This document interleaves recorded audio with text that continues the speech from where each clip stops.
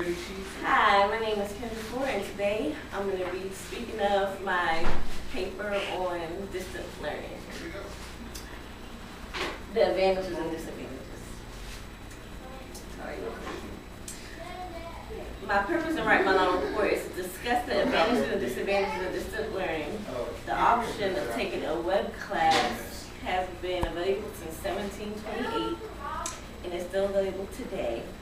I plan to talk thoroughly about the pros and cons of distant learning in my report.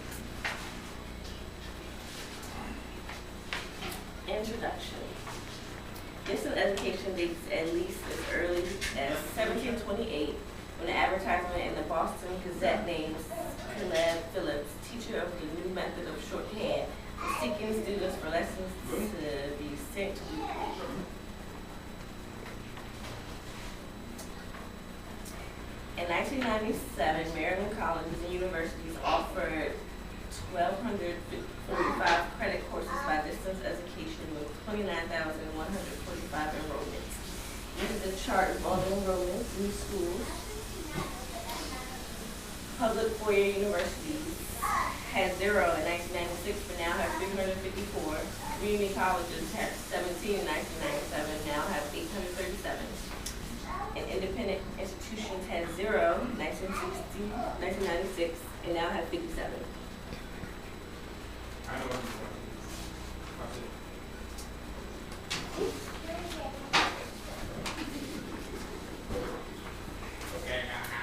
Distance learning training is like getting trained to do a job online. It's like the same as classes, but you're actually getting trained to do something. And public four-year institutions now have 61 distance education offered. Community colleges have 16 and independent institutions have 3. In 2011, a study was published by U.S. Department of Education found that from 2000 to 2008, the percentage of undergraduates enrolled in at least one distance education class expanded from 8% to 20%. And the percentage enrolled in a distance education degree program increased from 2% to 4%.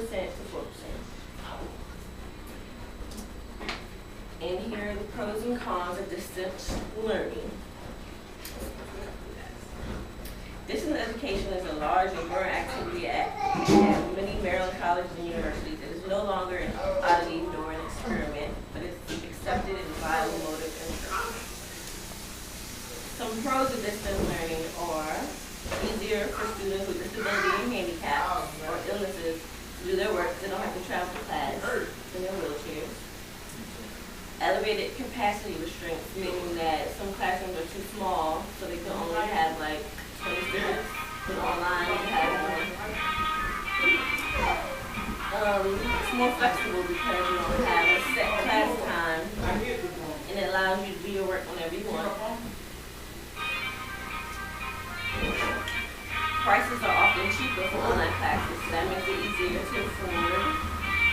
You set your own pace and schedule, so you have control of your learning environment. You never have to waste time in the classroom. However, some distance education programs still do have an in-class component.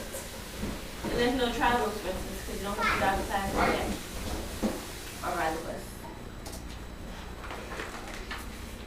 And finally, the cons of distance learning.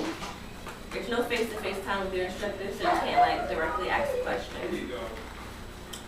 The reputation for online classes are slightly bad because there's still a negative stigma attached to distance education. It requires some degree of technical skill that some people don't have because you have to know how to use the internet computer. And some people don't have access to computers, so that means they have to take time out of their day to go to the library. You have to remember to make time for your work yourself. There's nobody telling you when to do it and what to do. And there's little support for your work. Like there's no group work, you can't actually choose. And my last slide is just my references that I use in this PowerPoint. Is the amount of online classes expected to grow in the future?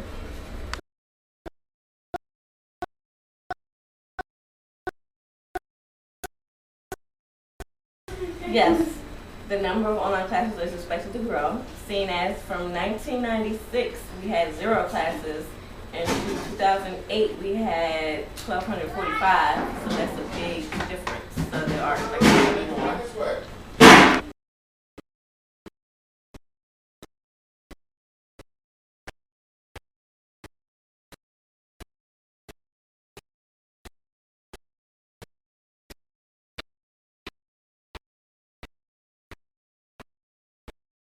Yes, Ms. Ford.